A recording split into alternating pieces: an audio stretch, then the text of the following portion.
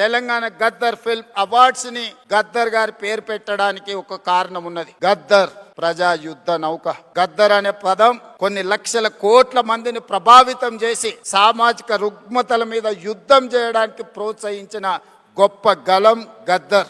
గద్దర్ గలం అంటే తెలియని వాళ్ళు ఈ దేశంలో లేరు. గద్దర్ ని మొట్టమొదటిసారి తెర మీద చూపించింది నాకు తెలిసినంత వరకు రంగుల కళలో నరసింహరావు గారు ఇక్కడనే ఉన్నారు. బండెనక బండి కట్టి 16 బండ్లు కట్టి ఆ పాటను ఆ రోజు గద్దర్ చేత చేయించిన నిర్మాత గారు కూడా ఈ రోజు ఇక్కడ ఉన్నారు. కళాకారులకు ఒక గొప్ప చరిత్ర ఉన్నది. నిజాం సర్కార్ కు వ్యతిరేకంగా పోరాటం చేసినప్పుడు బండి యాదగిరి రాసిన బండెనక బండి కట్టి ఏ బండ్లో పోతావు నిజాం సర్కారోడ్ అనే పాట నిజాం ప్రభువుల నుంచి విముక్తి కలిగించిన సాయుధ రైతాంగ పోరాటాన్ని ఒక కళాకారుడు ఒక కవి పూర్తినిస్తే ఒక సామ్రాజ్యాన్ని ఒక చక్రవర్తిని ఓడించి పేదలు ప్రజాస్వామ్యాన్ని సాధించుకున్నారు. అదే విధంగా గద్దర్ యొక్క ప్రభావితం మొదటి తెలంగాణ ఉద్యమం, మళ్ళీ తెలంగాణ ఉద్యమం, నక్సల్ బరి ఉద్యమం గద్దర్ గలం తోటి లక్షలాది మంది సమాజంలో ఉన్న సమస్యలను, సామాజిక రుగ్మతలను, సమాజంలో ఆధిపత్యాన్ని చలాయిస్తున్న వాళ్ళను ఎదిరించే గొంతుకగా గద్దరు నిలబడ్డాడు. అందుకే గద్దర్ ఒక చైతన్యం, గద్దర్ ఒక